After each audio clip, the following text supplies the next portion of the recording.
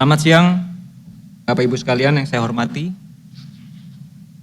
Berikut ini penjelasan mengenai kinerja keuangan perseroan. Kita mulai dari volume.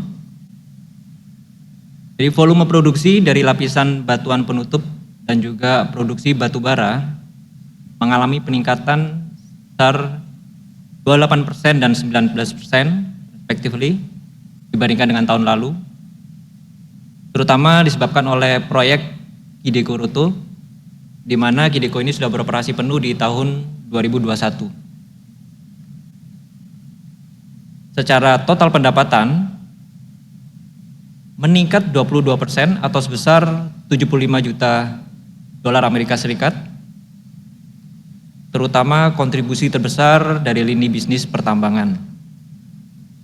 Pendapatan lini bisnis pertambangan meningkat 42,4% atau sebesar 89 juta, disebabkan meningkatnya volume overburden dan coal gating pada proyek Kideko.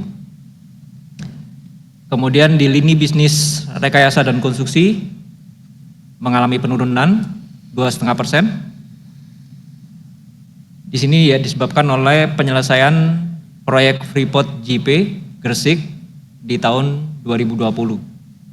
Namun terdapat juga kita beberapa proyek baru di Freeport untuk smelter site preparations, ada juga port site dual fuel power plant, dan Freeport Floor Petrosi Joint Operation untuk Sek 3. Kemudian juga di bisnis jasa mengalami penurunan sebesar 16,2% atau 9,7 juta.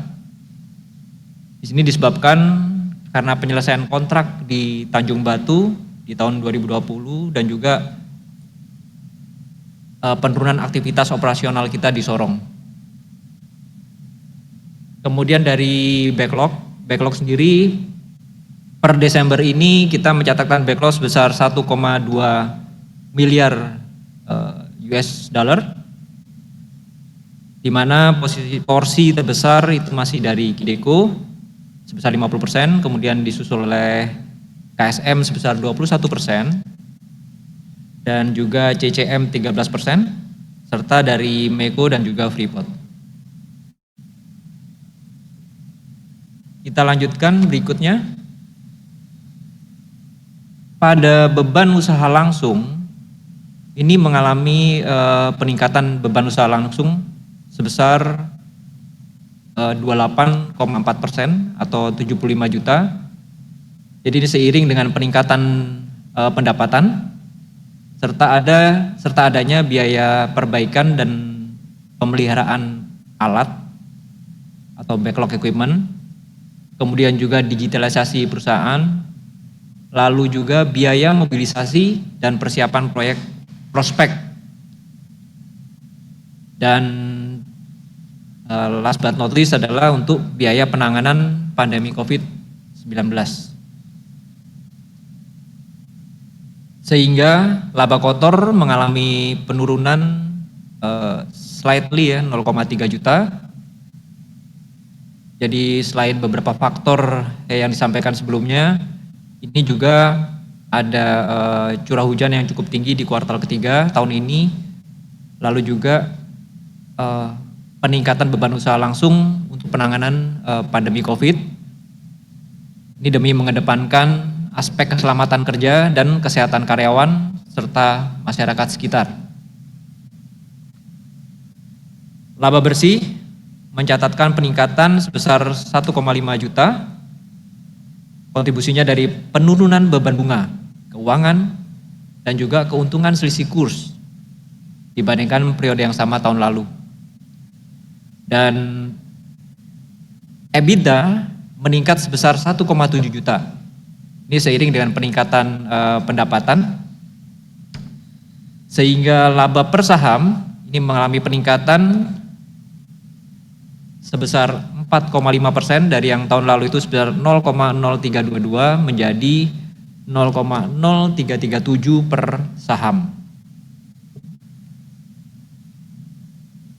Selanjutnya untuk posisi keuangan. Jadi kas dan setara kas ini kita mengalami penurunan sebesar 33,3% atau sebesar 44,6 juta. Ini terutama karena kita ada alokasi penempatan pada aset keuangan lainnya dan juga aktivitas deleveraging. Dari sisi aset lancar ini cenderung stabil, meningkat sebesar 4,4% atau sebesar 9,8 juta, terutama karena peningkatan piutang usaha.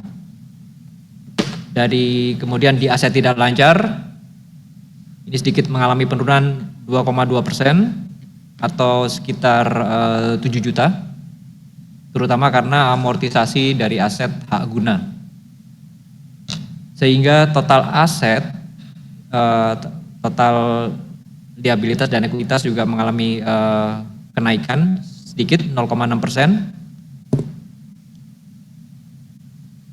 Dari sisi liabilitas jangka pendek, ini mengalami penurunan cukup besar.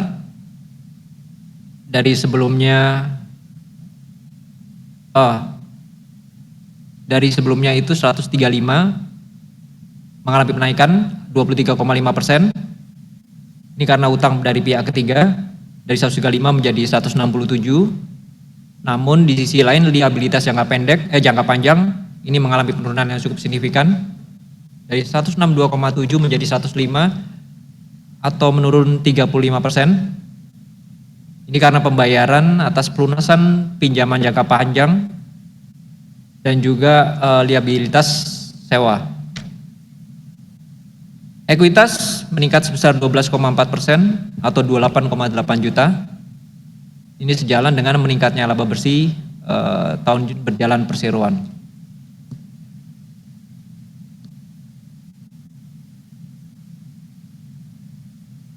Kita lanjutkan pada posisi keuangan berikutnya. Pada hutang bank dan kovenan, ini dibandingkan dengan tahun 2020, hutang bank turun 32% dari 201,9 juta menjadi 135,9 juta. Sehingga kalau kita lihat di sini posisi net debt perseroan juga membaik. Dari sebelumnya itu net debt kita adalah 67,5 juta, di tahun ini menjadi 22,1 juta di tahun 2021. Pada covenant debt to EBITDA juga membaik dari yang sebelumnya 1,8 kali menjadi 1,2 kali debt to EBITDA. Begitu juga dengan debt to equity, ini mengalami perbaikan yang cukup besar dari 0,9 kali menjadi 0,5 kali. Namun untuk current ratio sedikit mengalami penurunan dari 1,6 kali menjadi 1,4 kali. Hal ini masih tetap di atas persyaratan yang minimal oleh debitur. Pada belanja modal perseroan, terdapat kenaikan belanja modal aset tetap itu sebesar 45% di tahun 2021, di mana penambahan aset tetap ini sebesar 64% dari total anggaran kita ya, terhadap belanja modal. Terutama ini penambahan kapasitas untuk proyek Ideco, lalu juga untuk mensupport aktivitas di Freeport Project, pengembangan Petrosi Support Facility di Balikpapan, serta pembelian software untuk digitalisasi kita, analytical software. Kemudian dari sisi pergantian alat berat, tidak terlalu besar, itu hanya 2% atau 1,4 juta dari total belanja modal. Kemudian juga dari komponen alat berat, itu pemakaiannya sebesar 34%, atau 19,5 juta dari total keseluruhan belanja modal. Jika dibandingkan dengan tahun sebelumnya, untuk porsi komponen ini menurun 2%. Jadi penurunan ini adalah hasil dari operational excellence perusahaan, di mana umur komponen dapat diperpanjang melebihi dari target life.